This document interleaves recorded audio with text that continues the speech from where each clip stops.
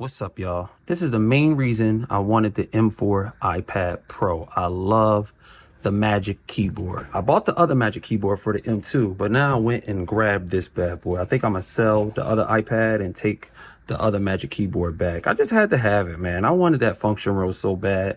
Who was I kidding by going back and buying the old Magic Keyboard again? I need this bad boy, man. So we got it. Let's unbox it.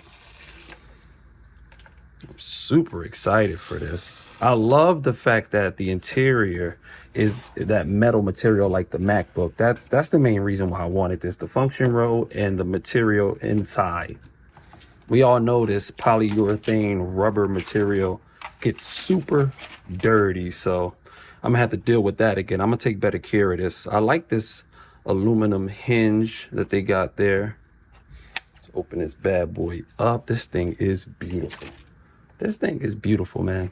Super excited for this.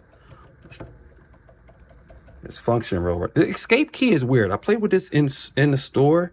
Only thing you can do is escape stuff that's full screen. So I'm hoping they implement more things for that escape key. Going back completely home on the iPad. Most of the time you got to use this and it pulls up all your multitasking stuff. And then you click the screen and you're back home. So hopefully they make this escape key. I want that to just leave the app. The volume key, I really wanted that, and I really wanted this brightness.